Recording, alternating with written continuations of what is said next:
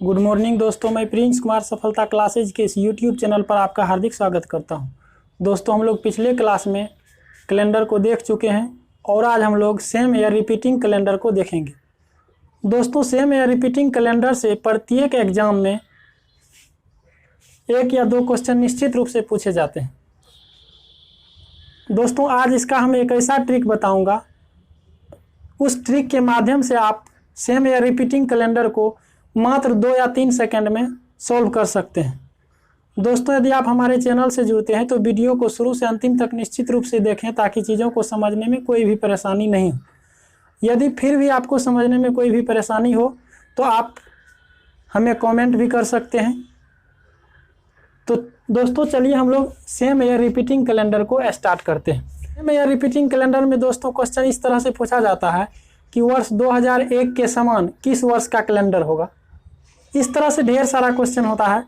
तो दोस्तों, हम लोग सेम या रिपीटिंग कैलेंडर का ट्रिक देखते हैं और इस ट्रिक के माध्यम से आप मात्र 2 या 3 सेकंड में सेम या रिपीटिंग कैलेंडर से जो भी क्वेश्चन आएगा आप बहुत ही आसानी से सॉल्व कर सकते हैं। तो सेम या रिपीटिंग कैलेंडर में दोस्तों, यदि हम लोग वर्ष में 4 से भाग देते हैं और रिमाइंडर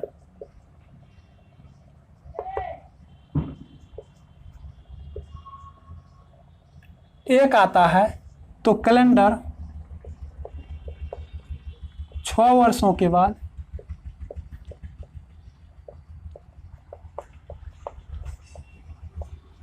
समान होता है। उसी प्रकार यदि ईयर में हम लोग 4 से भाग देते हैं, रिमाइंडर यदि 2 या 3 आए तो कैलेंडर 11 वर्षों के बाद समान होता है। और दोस्तों, यदि ईयर में 4 से भाग देते हैं, यदि रिमाइंडर 0 आता है तो कैलेंडर 28 वर्षों के बाद समान होता है।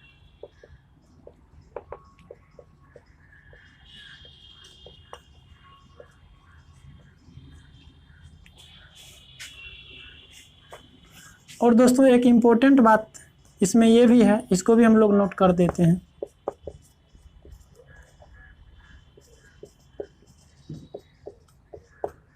साधारण वर्ष का कैलेंडर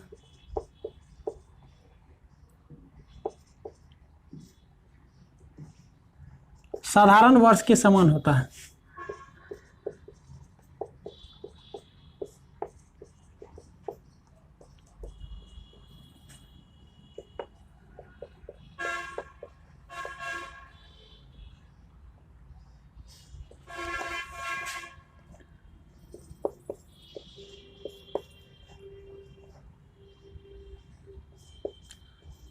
दूसरा नंबर में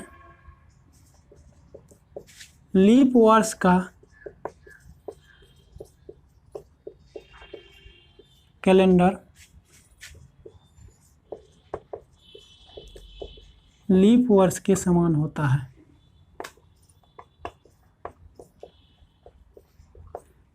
तो दोस्तों, साधारण वर्ष और लीप वर्ष का कैलेंडर समान होता है, लेकिन 1 जनवरी से लेकर 28 फरवरी तक ही ये समान होता है, क्योंकि लीप वर्ष में फरवरी 29 दिन का होता है और साधारण वर्ष में फरवरी 28 दिन का होता है।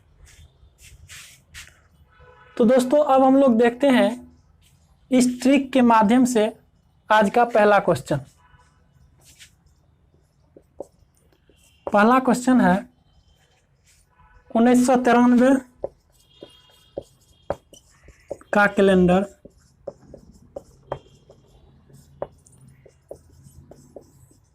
किस वर्ष के समान होगा।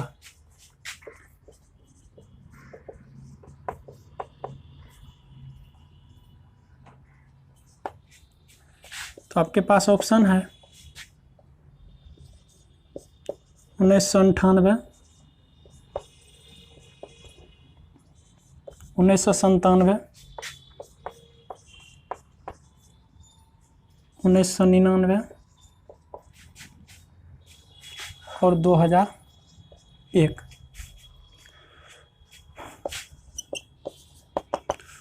तो दोस्तों हम लोग जानते हैं कि 4 से विभाजकता का नियम क्या है, लास्ट का 2 अंक, तो लास्ट का 2 अंक में हम लोग 4 से भाग देंगे तो 4 दूना 8, 4 तिया 12, यानी 1 शेष बचता है। तो जब 1 शेष बचता है तो हम लोग जानते हैं हमारा ट्रिक क्या कहता है कि यदि शेष 1 बचे तो कैलेंडर जो है 6 वर्षों के बाद समान होता है। तो कहने का मतलब यदि 1993 है तो 93 6 99, यानी हमारा आंसर 1999 हो जाएगा। तो 1993 का कैलेंडर 1999 वर्ष के समान होगा। दूसरा क्वेश्चन है,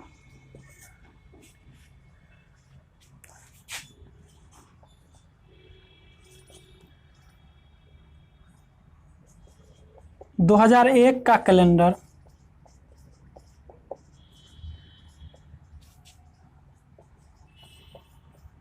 किस वर्ष के समान होगा?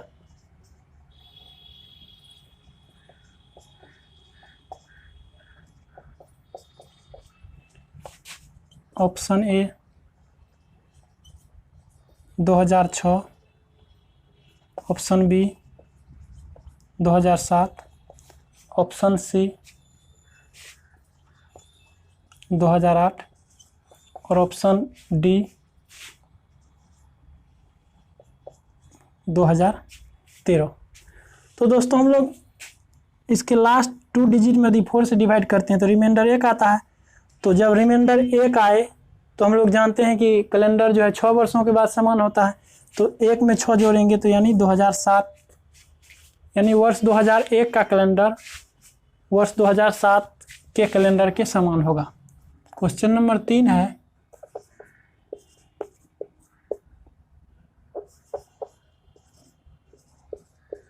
दो 2002 का कैलेंडर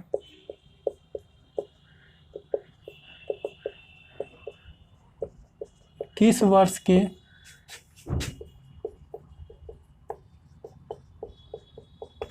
समान होगा? Option A 2008, option B 2011, option C 2013 और ऑप्शन डी 2015।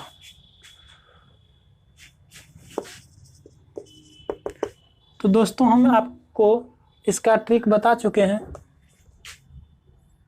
तो यदि हम लोग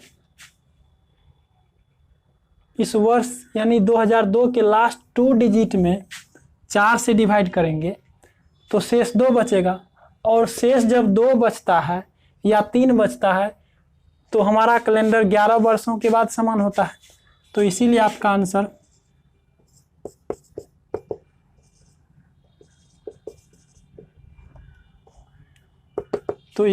आंसर इस वर्ष 2002 में यदि आप 11 जोड़ते हैं तो 2013 वर्ष के समान हो जाएगा।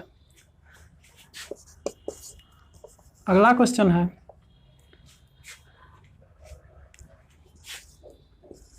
दो 2006 का कैलेंडर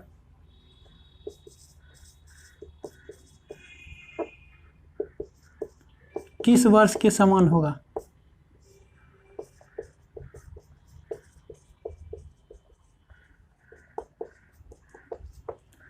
तो दोस्तों अब हम लोग डायरेक्ट इस ट्रिक का माध्यम से डायरेक्ट आंसर निकालेंगे। इसका ऑप्शन है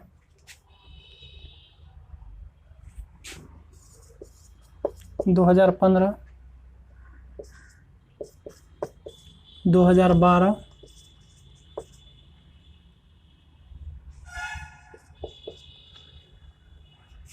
2017 और 2016। तो दोस्तों लास्ट 2 डिजिट में यदि हम लोग 4 से डिवाइड करते हैं तो 6/4 यानी 2 शेष बचता है।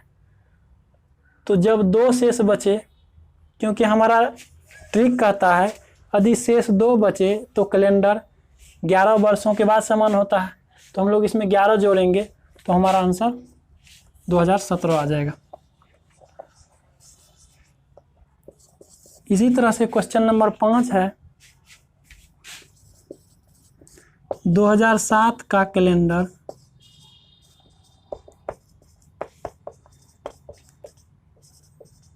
किस वर्ष के समान होगा।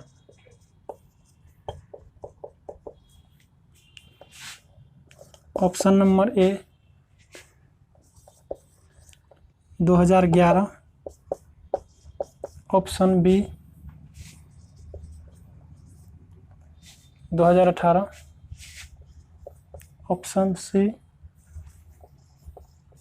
2019 और ऑप्शन डी में है 2021। तो दोस्तों हम लोग इसके लास्ट 2 डिजिट में 4 से डिवाइड करेंगे तो 3 शेष बचेगा। और हमारा ट्रिक क्या कहता है कि जब शेष 2 या 3 बचे तो कैलेंडर 11 वर्षों के बाद समान होता है, तो 11 + 7 18 आ जाएगा।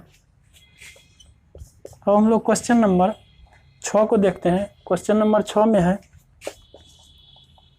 1875 का कैलेंडर किस वर्ष के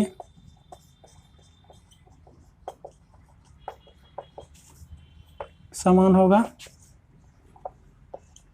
तो option A 1881, option B 1886, option C 1887 और ऑप्शन डी 1899।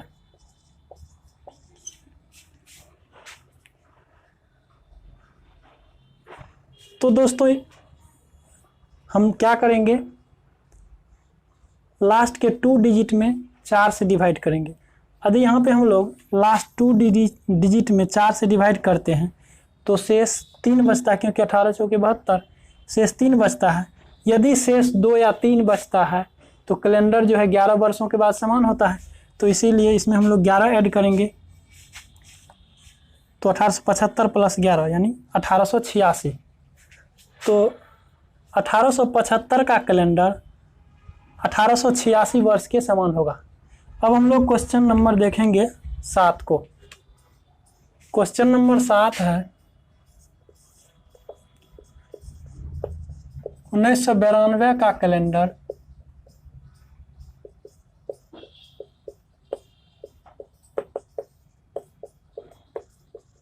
किस वर्ष के समान होगा।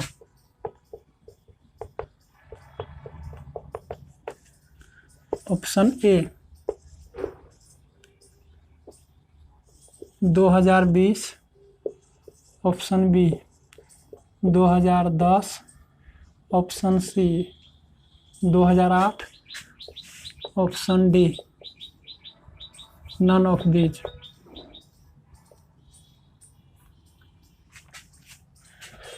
तो दोस्तों यदि हम लोग लास्ट 2 डिजिट में 4 से डिवाइड करते हैं तो शेष 0 आता है, और जब शेष 0 आए तो कैलेंडर 28 वर्षों के बाद समान होता है, तो हम लोग डायरेक्ट इसमें 28 जोड़ देते हैं, तो ये आपका आंसर 2020 आ जाएगा। अब हम लोग देखते हैं क्वेश्चन नंबर 8 को। क्वेश्चन नंबर 8 है 2008 का कैलेंडर किस वर्ष के समान होगा।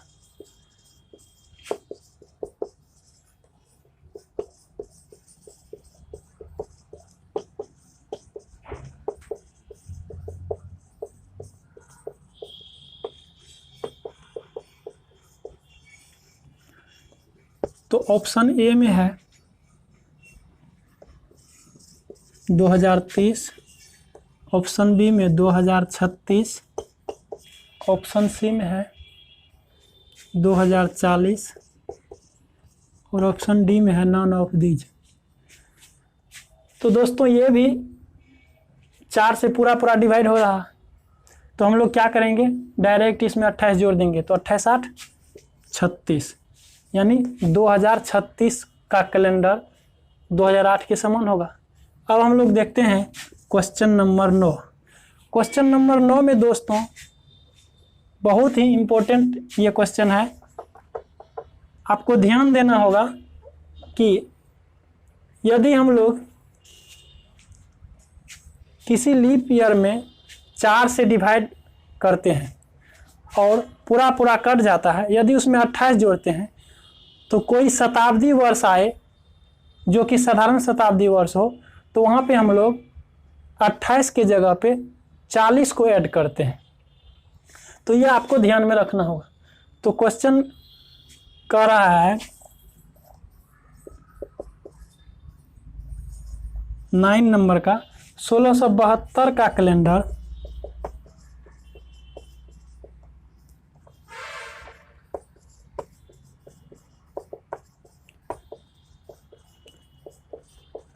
किस वर्ष के समान होगा?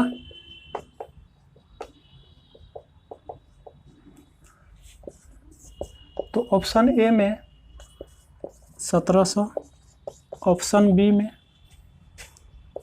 1712, ऑप्शन सी में 1708, ऑप्शन डी में 1720। तो दोस्तों हम लोग क्या करते हैं, 1672 का लास्ट 2 डिजिट लेते हैं और इसमें 4 से डिवाइड करते हैं, तो रिमाइंडर आपका 0 आता है। और जब रिमाइंडर 0 आता है तो हम लोग क्या करते हैं, 28 जोड़ते हैं। तो यदि दोस्तों 1672 में आप 28 ऐड कीजिएगा तो 1700 आ जाएगा, और 1700 आने के बाद 1700 क्या है, 1700 एक साधारण वर्ष है। तो दोस्तों हम लोग यहाँ पे 28 की जगह पर 40 ऐड करेंगे, तो 1672 प्लस 40 इक्वल टू 1712 आ जाएगा। दोस्तों आप लोग करेंगे क्या, यदि यह पूरा 4 से कट रहा है तो आप लोग आंसर ए नंबर में ही मार देंगे, लेकिन ऐसा करना गलत है। आपका आंसर बिल्कुल ये 1712 होगा। अब हम लोग क्वेश्चन नंबर 10 को देखते हैं। क्वेश्चन नंबर 10 है 1872 का calendar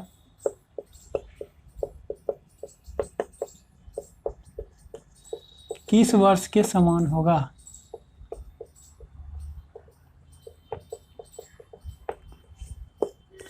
option A 1900, option B 1922, option C 1912,